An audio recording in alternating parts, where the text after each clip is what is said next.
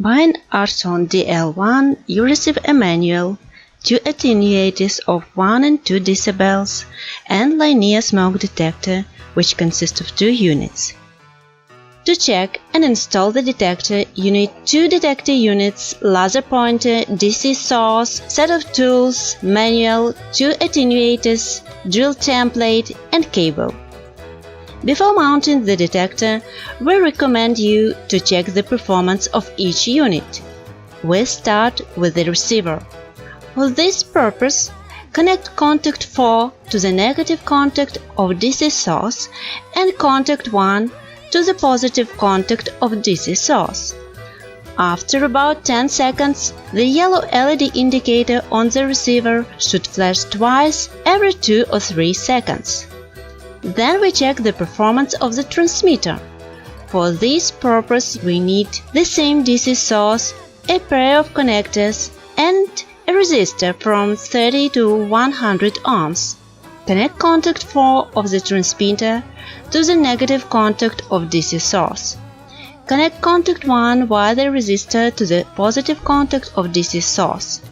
In about 10 seconds, both LED indicators on the transmitter flash simultaneously every second. Performance testing is completed. Now we can mount the detector on the wall. First, drill the necessary holes. For your convenience, you can use a drill template. Remove the template and fix the detector to the wall. Start installation with the receiver.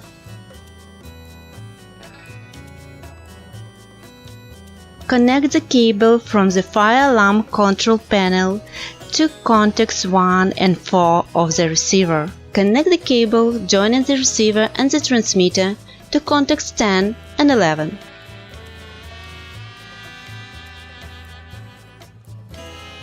Now the detector can be connected to the fire alarm control panel. Connect the opposite end of the cable that joins contact 1 and 4 on the transmitter to the positive and negative contacts in the loop of the fire alarm control panel.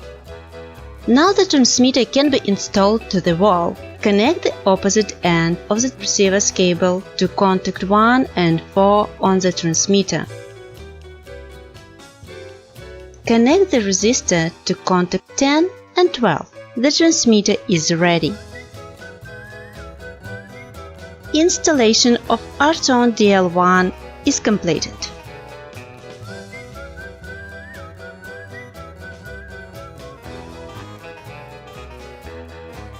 The next stage is alignment. For this purpose, unfasten nuts on the bracket.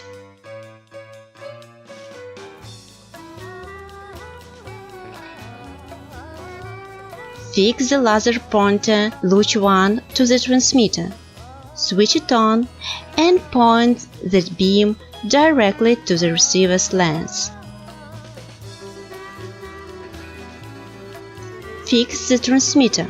In this position, tighten the nuts, switch it off and disconnect the laser pointer. Return to the already mounted receiver. Perform the same alignment operation. Fix the laser pointer. Unfasten the upper and side nuts on the bracket. Switch the laser pointer on.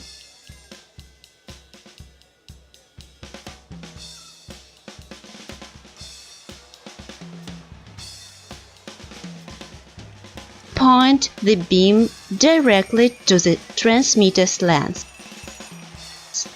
Fix the receiver, tighten the nut, switch off and disconnect the laser pointer. The next step is calibration. Energize the fire alarm control panel. At this stage, fire alarm control panel and receiver indication is random. Do not pay attention to this. Press the test calibration button for a long time until yellow and red indicators flash simultaneously. The detector is calibrated automatically. Calibration is completed in 5 to 20 seconds by going to the standby mode, which is indicated by the red indicator on the receiver.